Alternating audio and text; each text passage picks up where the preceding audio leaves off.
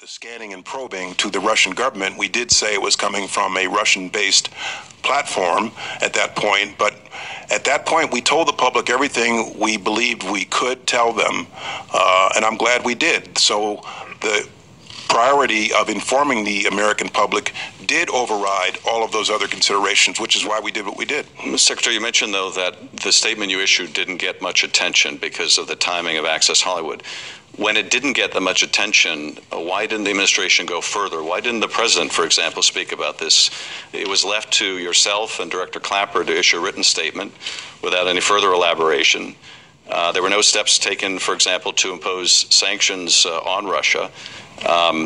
Why weren't those additional steps taken when the first notice really was essentially overlooked by the public? Well, you shouldn't view the October 7th statement in isolation, sir. First, I had been engaging state election officials since August, and I had issued a public statement on August 15th. I issued a public statement on September 16th, informing the public and state officials what we knew at the time. I issued another public statement on October 1st. There's the October 7th statement. Then I issued another statement on October 10th. So this was an ongoing effort to inform the public about everything we were in a position then to tell the public. It wasn't just the October 7th statement. Now, that October 7th statement was notable in another way in that it didn't include James Comey's signature as the agency that would be foremost, have the foremost responsibility for the forensics of attribution. Why wasn't Director Comey's signature on that statement? Well, the thinking was that a statement should come from the intelligence community, and Jim Clapper then sat atop the intelligence community as the DNI. Separately, we wanted to put out a statement from DHS about what state election officials can do about this, and again encourage them to come to us. At some point in the discussion, Jim and I decided to just make it a joint statement, and that's what happened.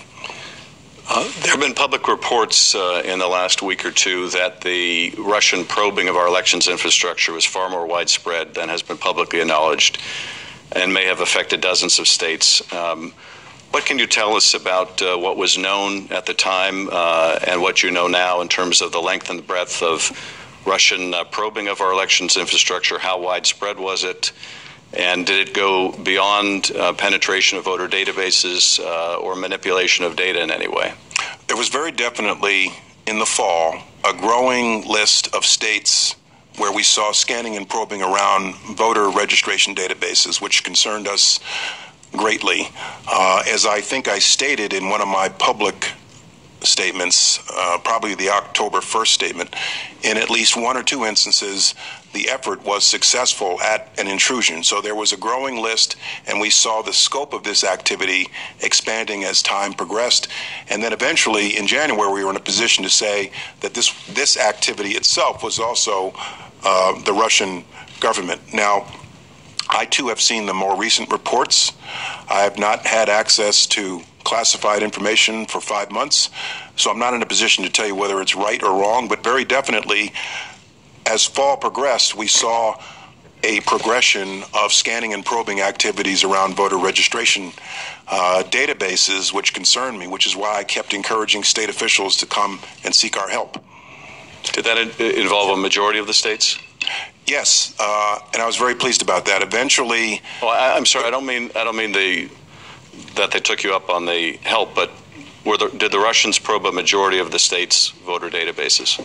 I don't know the final count because I haven't had access to the intel for the last 5 months. I know what I see open source, and I'm not in a position to agree or disagree. I've seen open source, I think, 39 states, and I'm not in a position to agree or disagree.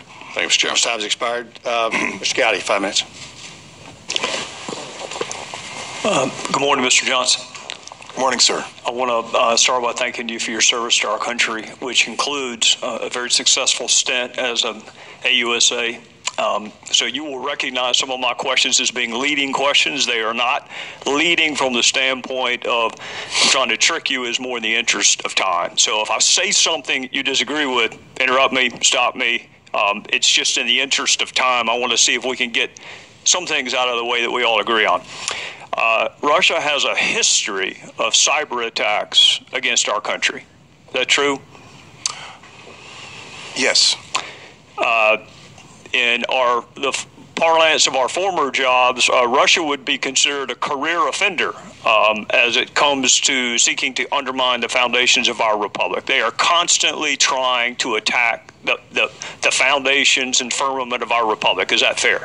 I think that's a fair statement. All right. So they're a career offender. They have a history of cyber attacks on our country.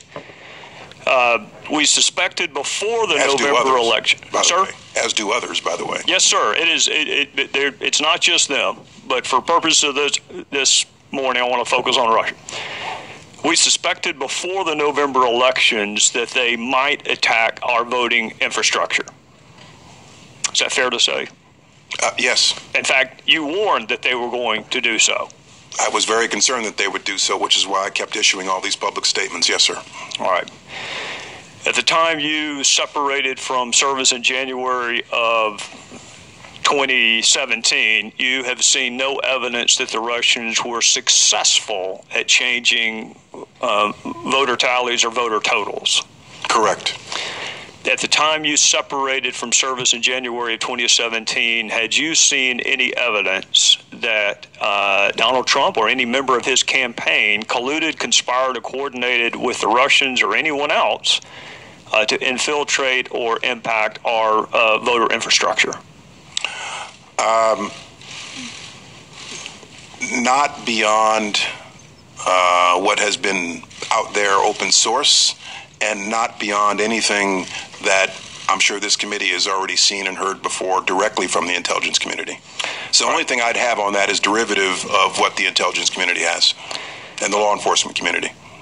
Speaking of the intelligence community, it strikes me that most of the information currently available was available in the fall of 2016. Most of the intelligence products that are relied upon to form certain assessments, that underlying data was available in 2016, some of it before the election.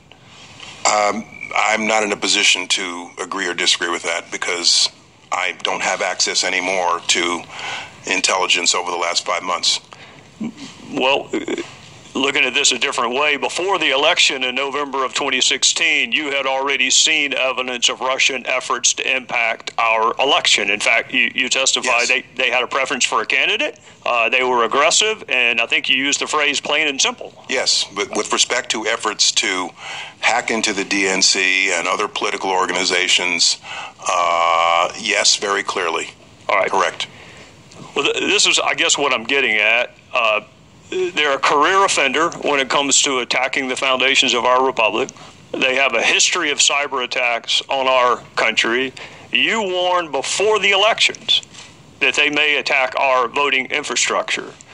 After the election, President Obama took steps to target Russia, and you took steps to consider our voting apparatus to be critical infrastructure. Given what we knew before the election, what more could we have done and should we have done? We weren't surprised that Russia was doing this to us. They always do it to us. So what more could we have done, should we have done before the election? Well, hindsight is brilliant. Hindsight is 20/20. I'll preface my answer by saying I think it was unprecedented, the scale and the scope of what we saw them doing. And there had very clearly been intrusions before by a number of state actors, as I'm sure you're aware. In retrospect, it would be easy for me to say that I should have bought a sleeping bag and camped out in front of the DNC in late summer with the benefit of hindsight. I can tell you for certain that in the late summer, fall, I was very concerned about what I was seeing, and this was on my front burner all throughout the pre-election period in August, September, October, and early November to encourage the states to come in and seek our assistance. And I'm glad that most of them, red and blue, did. Hindsight is perfect 2020, but I'm satisfied that this had my attention. It had the attention of my people because I pushed them at every step of the way to make sure we were doing everything we could do. But obviously there are lessons learned from this experience, and for the future there's probably more we can and should do. For the states, if I remember correctly, you had a conference call or otherwise communicated with the states to offer them your assistance prior to the election. Correct. And if I remember your testimony correctly, their response vacillated between neutral and opposed. Correct. Well, it was to the issue of designating them as critical infrastructure. Okay. Correct. Do you know, without naming the states, whether any of the states most vocally opposed to that designation were, in fact, impacted by Russian efforts?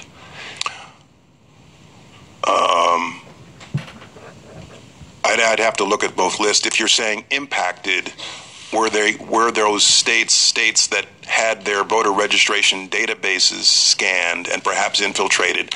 I'd have to look at both lists, sir. I don't have that information off the top of my head. Yeah, what I'm wondering is if any of the states most vocal in rejecting your help actually needed it the most. Well, again, they didn't reject our help. 36 of them accepted our help, but they were resisting the idea of a designation to be critical infrastructure, which I went ahead and did anyway. What would that designation have done in November or in October? What would that designation have accomplished had you done it in the fall of 2016 instead of January? Well, as I outlined earlier the advantages of that declaration, but in the short term, my assessment was that we needed to get them in. We needed to bring the horses to water to seek our cybersecurity help. And so making the designation would have, in my assessment, driven them in the opposite direction. And my number one priority pre-election was to get them to seek our cybersecurity help. And for the most part, they did. Thank you, Mr. Secretary. Judge time has expired. Mr. Himes, 7 minutes. Thank you, Mr. Chairman. I'll begin by yielding a moment to the ranking member. Thank you, Mr. Himes. Just a quick follow-up. You've been asked, Mr. Secretary, about whether the vote tallies were impacted. Some have suggested that because the actual counting of the votes by the machines wasn't impacted, that therefore you're testifying and others have testified there was no effect on the election. These are two quite different things. In your written statement, you state, I'm not in a position to know whether the successful Russian government-directed hacks of the DNC and elsewhere did in fact alter public opinion and thereby alter the outcome of the presidential election. Correct. Do you stand by that? Yes, and thank you for that clarification. And it's not really the job of the intelligence agencies to determine whether the information that was dumped had a determinative effect on the outcome, only whether machines were impacted, not people. Correct. You'd need a social scientist or a pollster to do that. I also wanted to ask you about the information concerning potential coordination with the Russians. Are you aware of the basis, because we've heard testimony that the FBI investigation was somewhat compartmentalized and even Director Clapper wasn't fully aware of what went into the FBI counterintelligence investigation. Are you aware of the information that formed the basis for Director Comey opening a counterintelligence investigation as he testified in July of last year? No, not as I sit here. And if I did, I'm not sure I could talk about it in open session, but I do not. And I'm not going to ask you to, but do you believe that Director Comey would have opened a counterintelligence investigation on a presidential campaign lightly or on mere hunch? No. He would need some evidentiary or information basis to do so. Based on everything I know about Jim Comey and the FBI, yes. Yeah, I yield back to Mr. Himes. Thank you, and good morning, Mr. Johnson. I want to start by asking you, Mr. Gowdy, questions and your responses established that this is not a new thing, this sort of meddling in our election. We've seen it before, and I want to come back to that. But you also stated, and we've heard from others, that the meddling in the 2016 election was unprecedented in its scope and reach. So I wonder if you might take a minute or two and just help us better understand why it was unprecedented. What was different about this particular array of meddling versus what we've seen in the past? Well, we've seen a history of various different types of bad cyber actors intruding into, infiltrating political organizations, political campaigns, and that's what I was referring to. When I say that this effort was unprecedented, what I mean is that we not only saw infiltrations, but we saw efforts to dump information into the public space for the purpose of influencing the ongoing political campaign. And it was widespread, and in that respect, and we knew it was happening, so in that respect, it was very much unprecedented. So can I just, distilling your testimony, we had seen scanning queries, what we might sort of generally consider espionage, trying to gather information. Correct. But we had never seen what the Russians call active measures, that is to say, actually the insertion of information designed to alter an outcome. That's what makes this unprecedented? Yes. Thank you. So let's step back a little bit away from how this is unprecedented. We have seen this before. 2008, Chinese hackers targeted then candidate Barack Obama, John McCain. We saw it again in 2012. So my question is, as you assumed your duties at Homeland Security, how were we thinking about this? Were we thinking about this issue in a constructive way prior to the last election? Good question. It became a front burner item for me in summer 2016. And I began discussions with my staff about what should we be proactively doing to help state election officials prepare. I was pleasantly surprised to know that there was an election assistance commission and that DHS had collaborated with that, and that there had been an ongoing dialogue through the EAC, through state secretaries of state, going back to election cycles past. But this was now becoming a matter for me as the Secretary of Homeland Security. So it was becoming front burner for me in the summer of 2016. But there had been that ongoing dialogue. So summer 2016, this becomes front burner, implying that prior to summer 2016, this had been back burner. What was the catalyzing event that moved it from back burner to front burner? For me personally, it was the reports we were receiving about efforts to intrude into the DNC and the emerging intelligence picture. Okay. Let's get a little more granular here.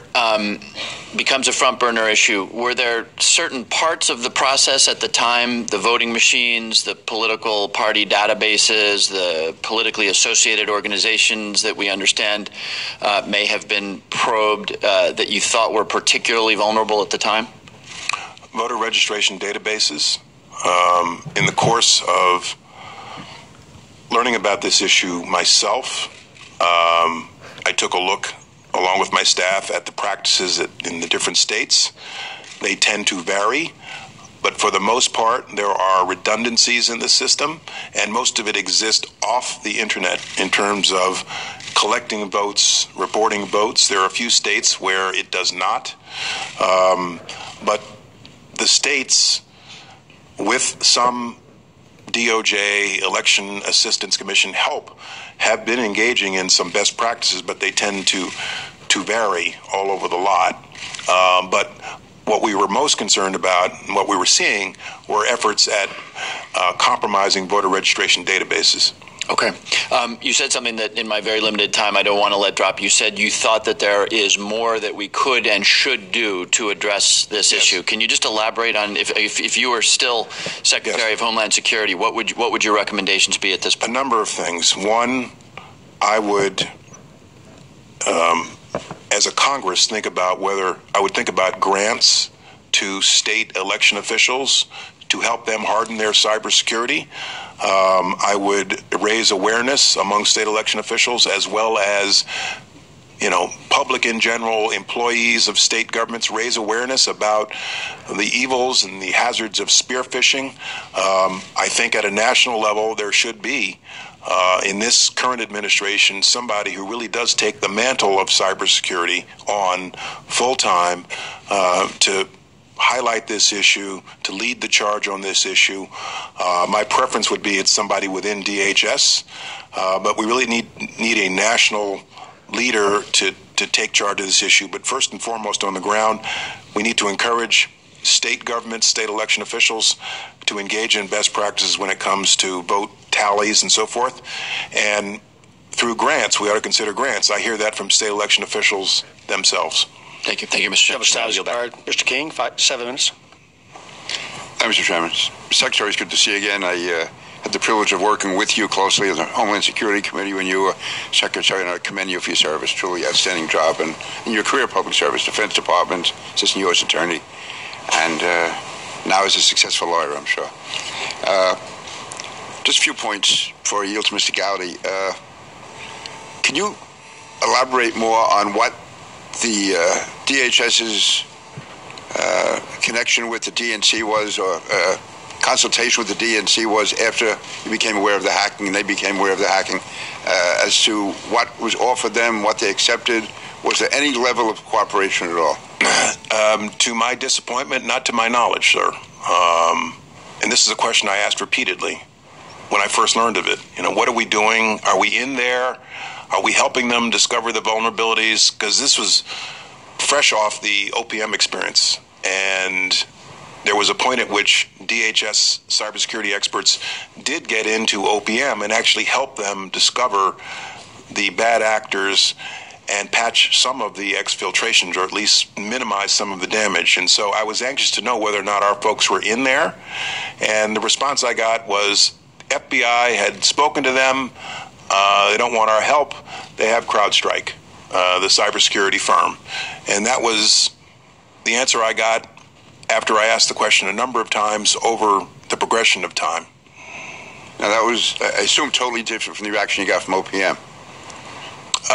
The OPM effort, we were actually in there on site helping them find the bad actors. Do you know who it was at the DNC who made that decision, or who was making the resistance? No. Do you know if the FBI continued to try to help, try to assist? I've read in the New York Times about those efforts sometime earlier this year. I moved to strike all references in the New York Times.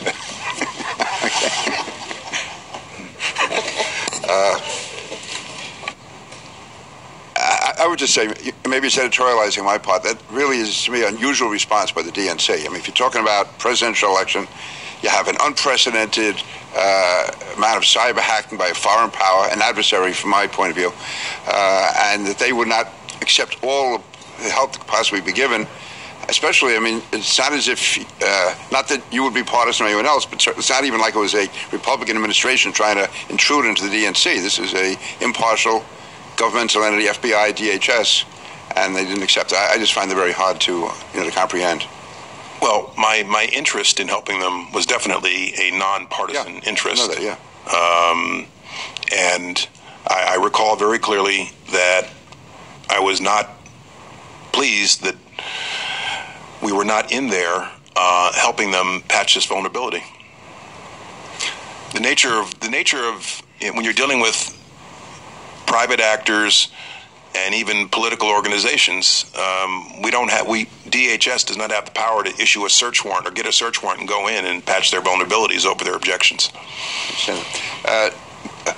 Moving ahead, was there any significant intelligence or information that came about after the election that was not available before the election? In other words, if there was so much out there, if the administration was so concerned, why was it that suddenly after the election seemed, so much serious action was taken? The sanctions, sanctions in particular, and also the public statements by the president, by the intelligence community coming on strong, and yet I didn't see what was present after the election that wasn't there before the election. Well, I'm going to disagree with your premise, sir. We did, before the election, 1 month before the election, formally and very publicly accuse the Russian government of doing this in pretty blunt terms, uncommon for the intelligence community. That statement was pretty blunt in saying we know the Russian government is doing this based on the picture we saw at the time.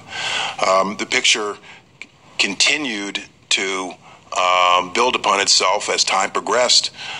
There was more we knew about the Russian government's efforts at scanning voter registration databases You recall the October 7th statement says we were not then in a position to attribute that to the Russian government, but the picture got clearer as time progressed. But on October 7th, we issued a very clear declaration based upon what we knew at the time, that the Russian government was behind the hacks of the DNC. I'm not at all being critical of you. I'm just saying that it seemed if the administration... It just didn't get the attention that I would have preferred to get, because we're in the midst of a campaign where the press and the voters are focused on lots of other things, like 11-year-old videos. I'm thinking more about the administration, all the power they have, because in December we had this drumbeat of stories coming out, one after the other, some open, some being leaked, and then you had sanctions being issued. It seemed that all the power and mobilization of the administration to get that story out came after the election into December and early January, and between October 7th and Election Day, there was very little. And as you say, the October 7th statement was overshadowed by the other incidents that were occurring at the time. So I think you do what you had to do, but I'm just saying I'm just still concerned. Not concerned, but... Well, very definitely... That's why the administration did... The October 7th statement was an administration statement. That was the result of an intelligence community assessment. The president approved the statement. I know he wanted us to make the statement. So that was very definitely a statement by the United States government, not just Jim Clapper and me. No, but in the reality, though, most American people were not fully aware of it in view of all else was going on. I just would have thought during that 32 days, if they had done as much during that 32 days from October 7th to November 8th as they did in December and January, I think the American people would have been a lot better informed when they went to the polls. And I'm just... Well, I can tell you I issued statements on September 16th, October 1, October 7, October 10 about what we saw. You did your job. I'm not questioning you in any way about that. I'm really asking about the administration overall. And with 30 seconds, Trey. Just real quickly, if I could get you to put on your old hat for a second. Hacking into someone's server strikes me as a crime. Yes. So the DNC was the victim of a crime. I'm trying to understand why the victim of a crime would not turn over evidence to you and Jim Comey, who were both apolitical and come from apolitical backgrounds. Well, I'm quite sure that at some point in the timeline, they did do that. My point earlier was that in the initial period, I was not satisfied that we were able to get in there ourselves, DHS, to help them identify the bad actor and patch the vulnerabilities. I'm quite sure that at some point, the FBI and the DNC had a dialogue, but you'd have to ask them. Chairman expired. Ms. Sewell, 5 minutes. Thank you, Mr. Chairman. I'd like to yield a minute to the ranking member to ask a question. I thank the gentlewoman. I just want to follow up on Mr. King's comments and question, because I really agree quite completely with Mr. King. And I'm not saying this as a matter of hindsight, Senator.